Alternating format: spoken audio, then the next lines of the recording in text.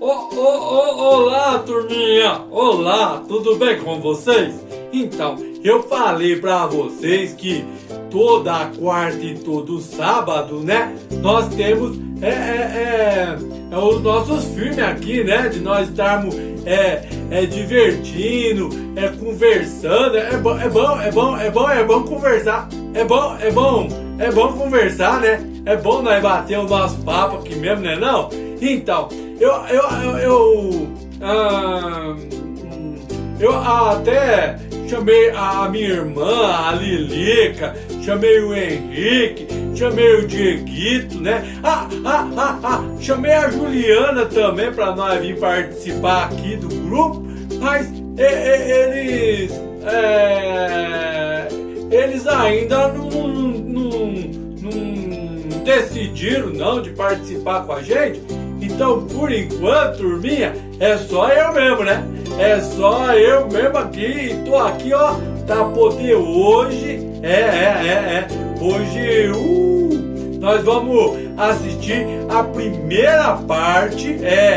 A primeira parte do Evangelho de Lucas. Não, eu tô confundindo. A primeira parte do livro de Atos.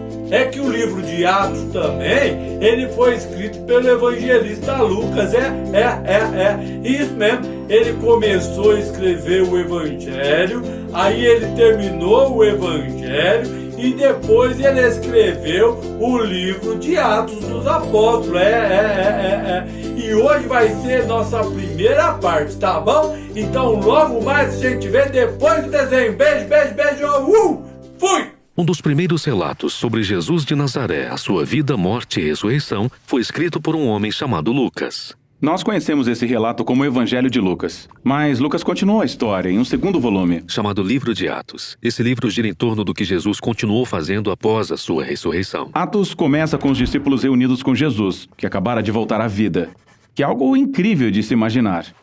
E durante semanas, o Jesus ressurreto continuou ensinando a eles sobre o seu reino de cabeça para baixo, a nova criação que ele iniciou através da sua morte e ressurreição. Isso é algo emocionante, e os discípulos estavam prontos para divulgar este reino para o mundo. No entanto, Jesus manda que eles aguardem e permaneçam em Jerusalém até receberem um novo tipo de poder, e assim possam ser fiéis testemunhas de Jesus e seu reino. Então ele diz que sua missão vai começar em Jerusalém, depois seguirá para a Judéia e Samaria, e de lá para as nações. Isso é como um roteiro para o livro inteiro de Atos. Em seguida, os discípulos viram Jesus entronado como rei de toda a criação. Então os discípulos aguardam, se perguntando quando esse poder virá. Chega a época do Pentecostes. O Pentecostes é uma festa israelita antiga que ocorre no início do verão, e milhares de judeus peregrinos voltavam para Jerusalém vindos de todas as partes do mundo. E vários idiomas e culturas se juntavam na cidade. Os discípulos estão reunidos em uma casa que, de repente, é preenchida por um poderoso vendaval e fogo.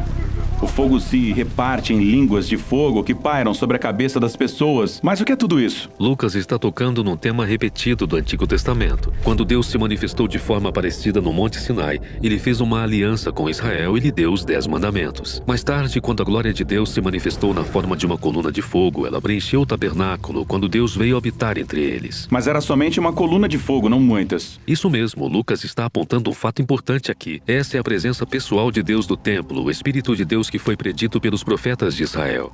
E agora iria habitar no novo templo do corpo de Jesus, ou seja, no seu povo. Eles se tornaram pequenos templos móveis, onde agora Deus iria habitar. E eles começaram a contar histórias sobre Jesus em idiomas que não conheciam antes. Mesmo assim, os visitantes conseguem entendê-los. O que estava acontecendo? Bem, Pedro se levanta e explica que esse é o cumprimento da esperança de Israel com base nas Escrituras. O plano de Deus sempre foi usar a família unificada de Abraão para trazer paz e justiça ao mundo. Mas as tribos de Israel haviam se espalhado por causa do exílio. Agora, aqui no Pentecostes, representantes de todas as tribos se reúnem e são apresentados ao seu Messias, o Jesus crucificado e ressuscitado, para que agora possam se tornar o povo restaurado de Israel. E milhares deles começam a seguir o caminho de Jesus.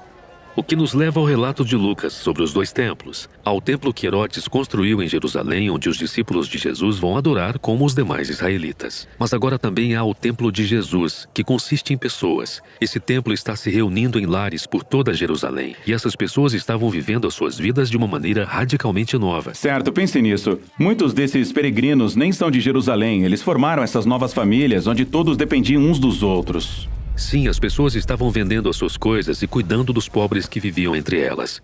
Elas tomavam as refeições juntas. Elas faziam suas orações diárias juntas. Elas estavam aprendendo com os apóstolos o que significava viver como se Jesus fosse o verdadeiro rei do mundo. E deve ter sido emocionante. Mas nem tudo é diversão e brincadeira. Ser templo de Deus é coisa séria, assim como no Antigo Testamento. Talvez você conheça essa história estranha no livro de Levítico sobre 2 sacerdotes que desrespeitam a Deus no templo e morrem repentinamente. Bem, Lucas inclui aqui uma história semelhante de 2 discípulos que desonram o Espírito de Deus neste novo templo, e eles têm um destino parecido. Portanto, há corrupção na comunidade, mas o maior problema está vindo de fora. Sim, do outro templo. Os seus líderes se sentem ameaçados por esse novo movimento messiânico e por isso prendem os apóstolos. Eles tentam detê-los. E isso nos leva à história final da sessão de Atos sobre Jerusalém, onde conhecemos um novo discípulo, Estevão. Ah, sim, o Estevão. Ele é incrível. Ele se destaca como um líder entre os discípulos para servir aos pobres. E ele ia aos pátios do templo ensinar as pessoas sobre o caminho de Jesus. Os líderes do templo prendem Estevão e encontram falsas testemunhas para acusá-lo de desonrar Moisés e de ser um terrorista que está ameaçando o templo. Em resposta a isso, Estevão faz um discurso poderoso sobre como toda aquela situação era previsível. Sim, ele recontou toda a história do Antigo Testamento, destacando personagens como José, Moisés e os profetas, pessoas que foram constantemente rejeitadas e perseguidas pelo seu próprio povo. Israel tem resistido aos representantes de Deus há séculos, portanto, rejeitam a Jesus e agora aos seus seguidores, que é uma rejeição ao próprio Deus. Eles ficam furiosos e começam a executar Estevão, lhe atirando pedras e o destruindo até a morte. E ao morrer, ele se entrega ao caminho de Jesus, sofrendo por causa dos pecados dos outros. E então ele exclama com a voz bem alta: Senhor, não condenes esta gente por causa deste pecado. Isso foi basicamente o que Jesus disse antes de morrer. Exatamente. Estevão se torna o primeiro mártir do movimento de Jesus, precedendo muitos outros. Mas essa perseguição contém sementes de esperança, razão pela qual Lucas nos apresenta um novo personagem aqui, um líder religioso chamado Saulo. E ele fica de pé diante do cadáver de Estevão e até aprova o que aconteceu. Espera aí, Saulo? Você quer dizer que era o homem que se tornou o apóstolo Paulo? Sim, Lucas está mostrando como até esse trágico assassinato não pode parar o reino de Jesus. E assim muitos discípulos perseguidos se espalham ao sair de Jerusalém, e exatamente como Jesus disse, eles se dirigem para a Judéia e Samaria. A história sobre o que acontece lá é relatada na seção seguinte de Atos.